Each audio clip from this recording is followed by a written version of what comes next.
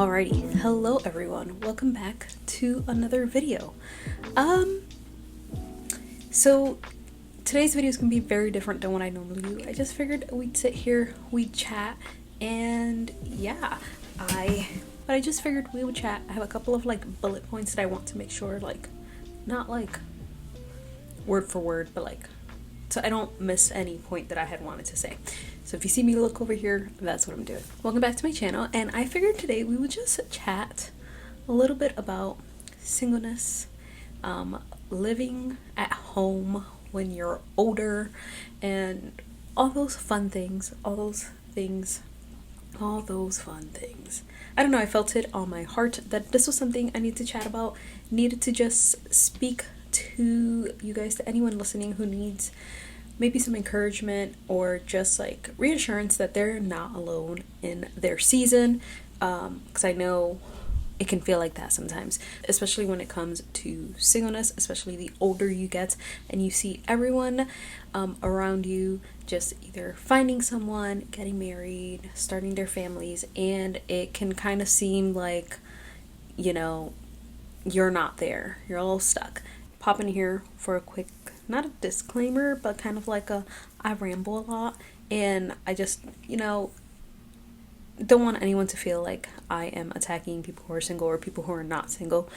Truly just my thoughts on singleness and some of the things that I've seen, and just wanted to share some of my thoughts on singleness and just, being an older single woman as I am, just sharing my thoughts and just the things that I've experienced and witnessed as I've grown in the Lord, and just the observations that I've made with not only how us single people can view our singleness, but how sometimes the church views us. And I think I go on a tangent, but hopefully this made a lot of sense, and I will let you guys get back to the video, and hopefully no one is offended, but I'm sorry if you are offended by it. Let's talk in the comments about it, because I'm really not trying to offend anyone. I'm just trying to show love and show that I understand maybe a little bit of what you're going through if you are single and still living at home. So this is just an area of my life where the Lord has brought me a lot of peace.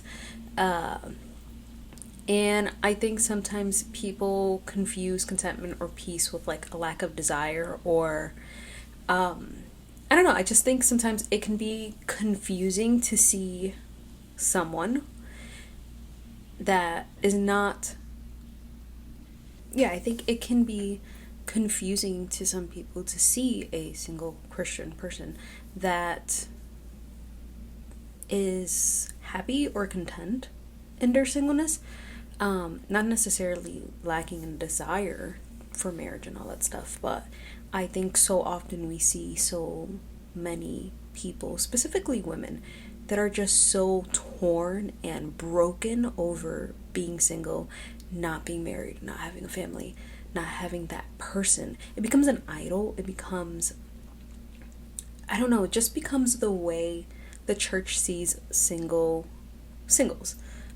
specifically single women. That's really what I can talk about, because I'm a single woman, but this is just what I've noticed. Single, and I think there's this confusion too, that singleness is a gift, and I don't believe that singleness is a gift. It's not the spiritual gift that the Lord blesses on certain people. I think it's a stage of life. It's a season. And some people, their seasons of singleness, their stage of singleness is longer or extends to their whole life. And for some people, it's shorter. But I think it's also an attitude. It's, every season in our life, we are meant to learn something. We're meant to grow through it. And I think that's what singleness does for some of us. It teaches us things that we need to know. And for some people that are single for their whole lives, they can be a testimony to all the things that God did through their lives, even in their singleness. Because I think sometimes it's just such a taboo topic, and everyone feels the need, not that, praying for a single person is bad, but everyone feels the need to just assume that you're sad about being single or broken up about it. Do I desire marriage? Yes. Do I desire having a family? Yes. And do I desire having my own home, being a homemaker, and doing all those things? Yes. But what I most desire is glorifying the Lord and honoring Him in all that He has called me to do. And that trumps all my other desires. I'm not saying it's bad. The Lord created it for a beautiful purpose. But I think sometimes we can fall into this trap of singleness and that mind that, there's something wrong with us. And, I think of Paul, and he says in 1 Corinthians chapter 7, when he's talking about, being single, he says, "Now concerning the betrothed, I have no command from the Lord, but I give my judgment as one who by the Lord's mercy is trustworthy." On verse 32, it says, "I want you to be free from anxieties. The unmarried man is anxious about the things of the Lord, how to please the Lord. But the married man is anxious about worldly things, how to please his wife. And his interests are divided. The unmarried or betrothed woman is anxious about things of the Lord, how to be holy in body and spirit. But the married woman is anxious about worldly things, how to please her husband. I say this for your own benefit, not to lay any restraint upon you, but to promote good order and to secure your undivided devotion to the Lord." And it's just like in your season of singleness, we have something that those that are married do not. We have undivided devotion to the Lord. We have the opportunity to put everything for the Lord first. Our ministry, our just whatever He has called us to do. And when you are married, when you have family, it's very different. It's a very different life. You can't put everything before your kids and your children. The order of the way God has designed things changes when you are married and have children. And I think that's a blessing. I think that's an amazing thing that as a single person we have and we can benefit from, even if it's just for a season. But it's also all about how you use your season too. Psalm 37. I've never been more interrupted while doing a video than I have been today. Psalm 37, 4 and 5 says, Delight yourself in the Lord, and He will give you the desires of your heart. Commit your way to the Lord and trust in Him, and He will act. I think that's a big thing, especially in singleness like this. It's not just about God giving us the desires of our hearts, but it's about us delighting in Him, about how we're being transformed, our heart, mind, and soul, how we are changing to align ourselves with God and what His desires are and what His will is. The more we seek the Lord and seek after things that are holy and godly, our desires will align with Him, and our desires will align with what He intends to bless us with. Not necessarily that our desires will completely change, because I do think the Lord puts desires in us, but sometimes the motive behind our desires are very selfish and are very worldly.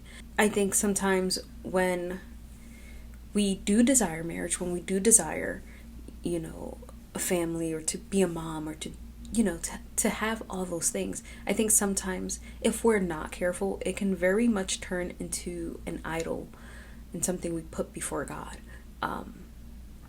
And I think it's something I had to learn, especially when I was younger, 19, 20, when we all have these plans that we decide how our life is going to go. And, I really thought that I would be, done with college at 21, 22, married at 23, be done having kids by 30, because by then I would have 3 or 4 kids. And then I would have this house, this beautiful husband, you understand what I'm saying.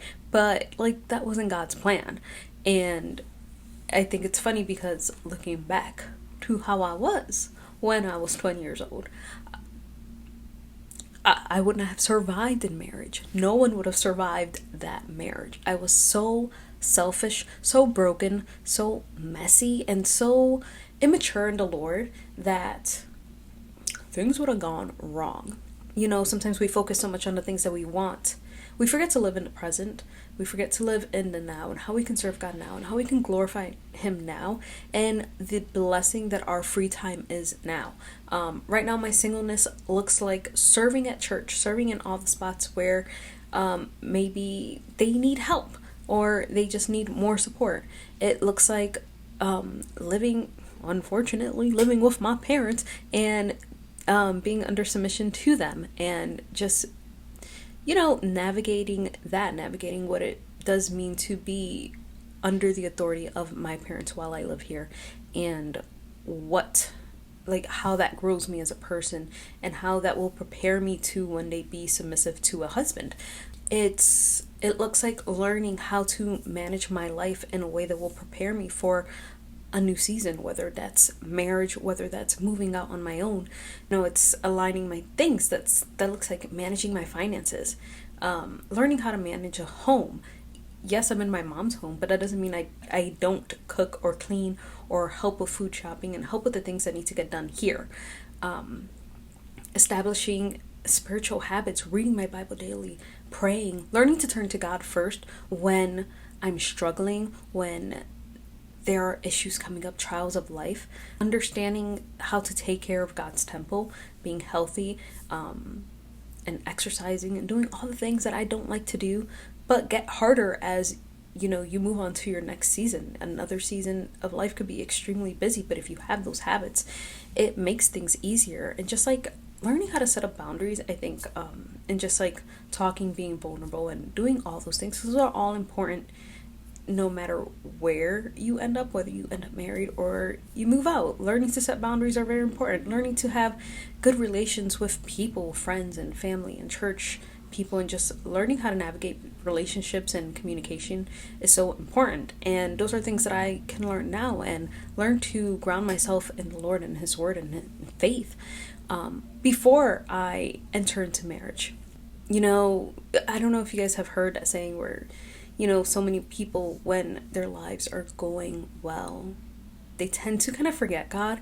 But then when things are going bad, it's like, oh no, God, help me. Like, we are to use the time when things are not stormy, and when, things are going great. That's when we build and develop, and that's when we build up that firm foundation. That's when we continue to build on the things that God has taught us and continue to make Him our foundation. You don't build a house in a storm. You build it when the sky is clear. So it's the same concept.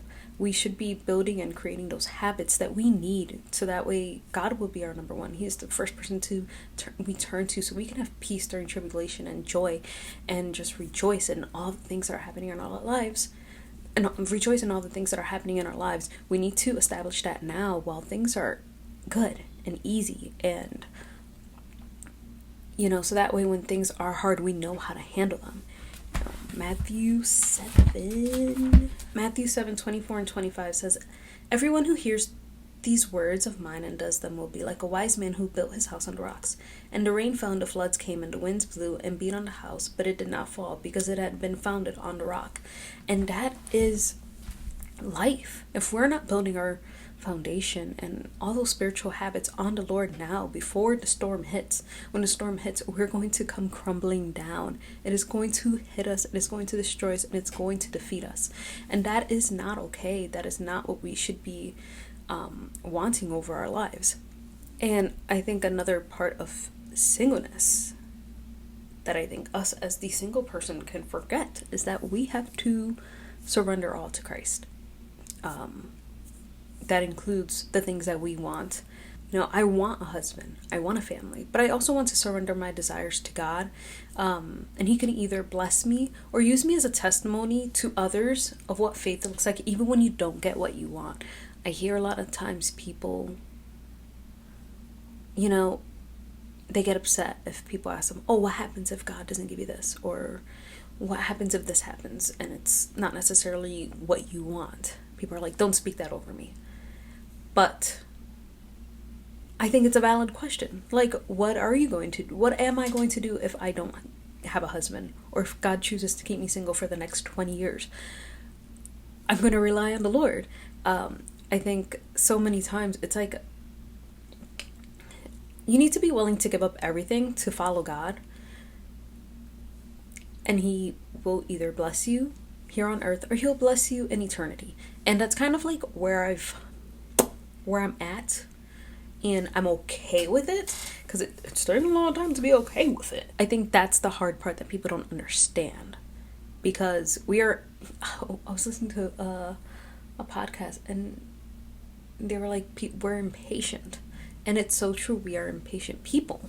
And I look back in my life and I'm like, wow, if I would have gotten everything I wanted when I was 20, I would have ruined it. I would have ruined God's blessings on my life, because marriage and family, having a home, having all those things, it is a blessing, and I would have ruined it.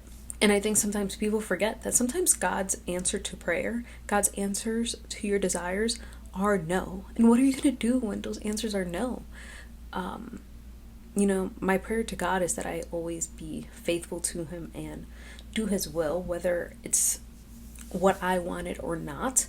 And the only way that you can be content in that and have peace in that is if you are in his word, and if you are surrendering all those things, truly open-handed to those things. And it's very, very hard to do, and just really saying like, Lord, lead me wherever you want to take me, whether that's kids, whether that's not, whether that's a husband or not. And I think it's not just surrendering, but also knowing and trusting that God is going to carry you through. He's going to carry you through the morning of your desires, mourning the desires of the things that you wanted. He's going to carry you through the obstacles if you are meant to be single forever. He's going to carry you through, and he's going to do all the things that, he equips those that he has called. We're not called because we're equipped. So, and that's just kind of like where I've been. And I think it's a hard place to be because people don't understand. I'm content, and it's hard. And it's not to say that this isn't hard.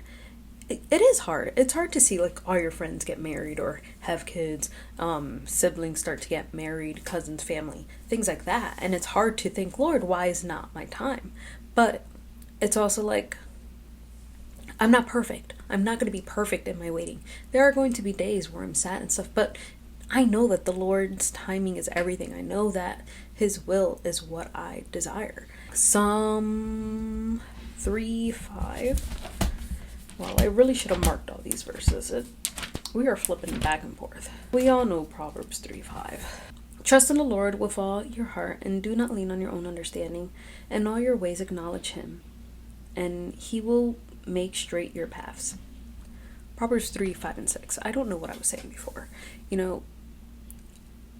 I don't know all the answers, but I know I need to walk through faith and trust that God wants what's best for me, and understanding that what he deems good is different than what I might say is good in my life. I need to trust, and it's like what's the one, walk in faith, not in sight. I think sometimes we want to see all the things. I've gotten to the point where I understand that this may mean me surrendering the desire to be married, or not necessarily be married, but maybe not be married right now. It's understanding that I could be single for the rest of my life. I could be single just for a longer period, or I may not be able to have children, and just understanding that God is in control of everything, and for everything there is a reason, and he can use you getting your desires or not getting your desires, or not getting the things that you want, as a testimony to others of what walking in faith looks like. Some verses that I like to cling to, because you need to cling to scripture, is Ephesians 2. I love Ephesians 2, but my favorite verse in Ephesians 2 is verse 4, but I'll start in verse 1. It says, "And you were dead in trespasses and sins, in which you once walked, following the course of this world, following the prince of the power of the air, the spirit that is now at work in the sons of disobedience, among whom we all once lived in the passions of our flesh, carrying out the desires of our body and in the mind, and were by nature children of wrath, like the rest of mankind. But God," that's verse 4, "but God, being rich in mercy, because of the great love with which he loved us, even when we were dead in our trespasses, made us alive together with Christ. By grace ye have been saved." And I love that "but God," because it's like, even though it's like all these negative things that we have been, but it's like, but God. Anytime you see "but God," it just makes me so happy, and it reminds me that God is big, And God is greater than all my struggles, all my desires, all the bad things in the world. And it says, but God being rich in mercy and great in love. So that always just makes me a little happy person. And also Romans 8, which I think chapter 6 too, which is a really random section. I think Romans is such an excellent book. It's very, very, smacks you in the face. But Romans 6:12, let no sin therefore reign in your mortal body to make you obey its passions. Do not present your members to sin as instruments for unrighteousness, but present yourself to God as those who have been brought from death to life, and your members to God as instruments of righteousness. For sin will have no dominion over you, since you are not under the law, but under grace. And I have this little card in my Bible that says do not let your desires control you. And I think that's oftentimes what happens. And I think a lot of it too is due to stress, particularly to the Christian woman, as I'm speaking to. I cannot speak on behalf of the men, but I would assume we're all going through similar things. My glasses are dirty. But I think the church in general places a high value on marriage, on being a mother, on, we can put this on a pedestal, and sometimes I think we can act like singleness is a disease or curse we need to be cured of. And that is so far from the truth. I want anyone who is single listening to this, whether you're a single man or a single woman, our perfect example of how to live this life was Jesus Christ, and he was single. So, not to say that being single is superior, but if God felt that it was necessary for you in this life to get married, and it meant that would make you holier, or that would make you closer to God in some way, or that is the only way to get to God and to be this perfect Christian, then Christ would have gotten married.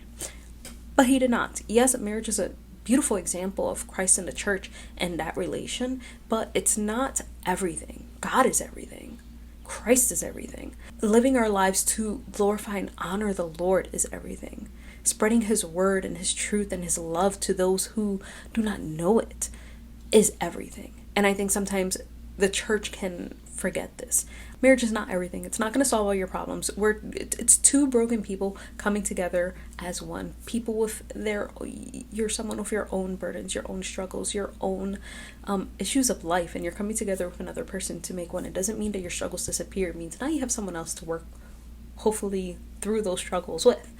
And I think sometimes the church can make it seem like if you don't have someone else, you're incomplete. And that's like a pressure put on. And I can understand that. Believe me, this is the story of my life right now. I feel like I'm going to have to put a disclaimer in the beginning of this video so no one thinks that I'm just being single is the way. But it's just living our lives to glorify and honor God. If getting married is going to help you glorify and honor God more, do it. If staying single is going to help you glorify and honor God more, do it. I'm 29, guys. 29. 29. I never thought that I would be single, living at home. Whew. All right, got emotional there for a moment. We're good. It's just life. Back to what I was saying. I'm 29. I'm living at home. And this is not where I saw myself. I did not see myself here. I did not think that it would take me as long as it did to finish school. Did not think that I would have a job that... Can I say that? I don't think I could say that. Internet's a very open place. Can't talk about my job on here. But this is not where I thought that I would be when I was 16, 17 years old. You're thinking about your future and how you're going to go to college and move away and leave, and you're still here. I'm still here. But I can see how much of a blessing it has been, because at 20 years old, 18 years old, you know nothing. You are so immature. I had so many struggles, and I think the Lord has really blessed me, and it has been a protection to be here.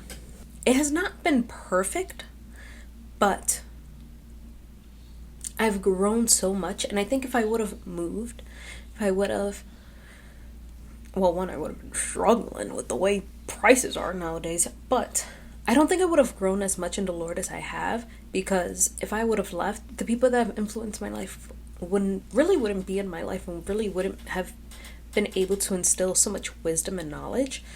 And it's a huge thing.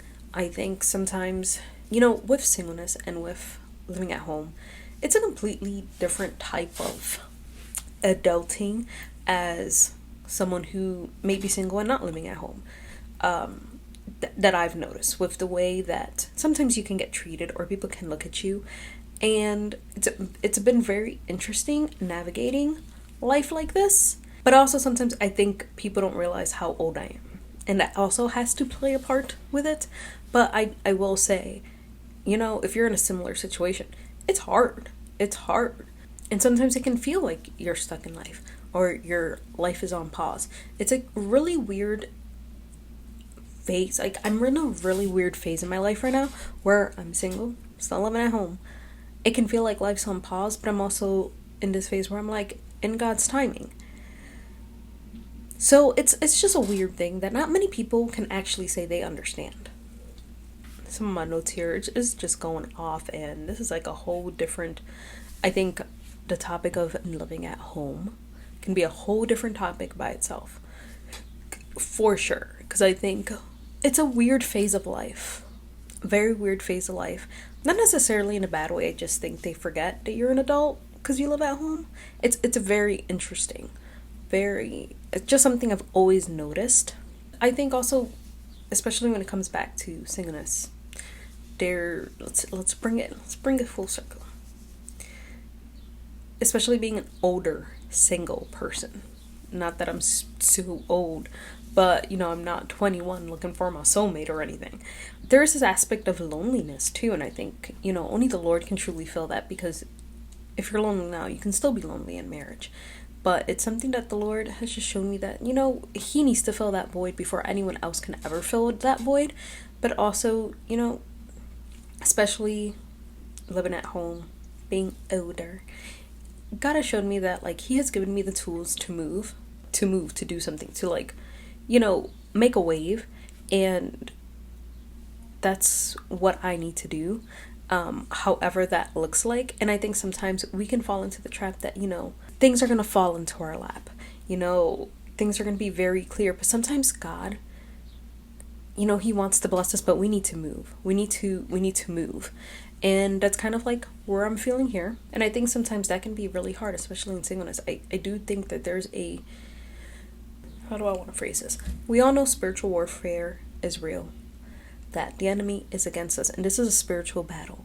And I will say, I truly feel like I'm fighting a battle, not just in singleness, but in being older, and just this phase of life where everyone around me is kind of doing their things, but also in the fact that my life does not look the way I thought it would. So it's truly been, especially lately, a physical battle where I know I'm at war, and I see the goal, I see what the Lord wants me to do, and I need to just do it, because He has given me the armor, He has given me the tools that I need to defeat the war, to be able to be a victor, because the Lord has already conquered, and He's already victorious. And I think sometimes, we are not confident in that. We don't walk in victory. And I feel like a lot of times when I come on here, especially when I have been struggling, I come on here and just share so much about how I'm struggling, and not sharing how much I am conquering, how I'm victorious, and how the Lord is bringing me through the fire. And that's kind of where we need to go.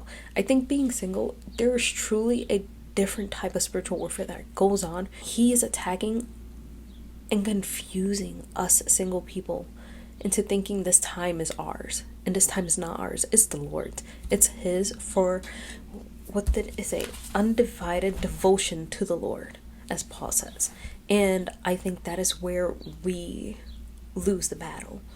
We see all this time that we have for ourselves, for me, and it's no, the Lord has said this is undivided time for Him, undivided devotion for the Lord. And that is what the spiritual warfare is. We're fighting against our time and God's time, and fighting to be devoted to Him, to be truly devoted to the Lord and not to ourselves. And I think that is the fight that we are fighting as single people, because it can be very easy to ponder on all the things that we don't have, and to be sad and lonely in those things, and to also get stuck in our struggle and get stuck in this battle when God has given us everything we need. I don't know where you are in life, and I don't know the giants you are facing. I'm assuming that if you clicked on this video, you either wanted to hear what I had to say, or you yourself are single and maybe you're struggling. I would just like to leave you with this. And this is what Jesus says in Matthew 11:28. Come to me, all who labor and are heavy laden, and I will give you rest. Take my yoke upon you and learn from me, for I am gentle and lowly in heart. And you will find rest for your souls. For my yoke is easy and my burden is light. And in my Bible here says, Jesus' yoke of discipleship brings rest through simple and wholehearted commitment to him. May we live committed lives to the Lord, and if you're single, may this time be a time of undivided devotion to the Lord.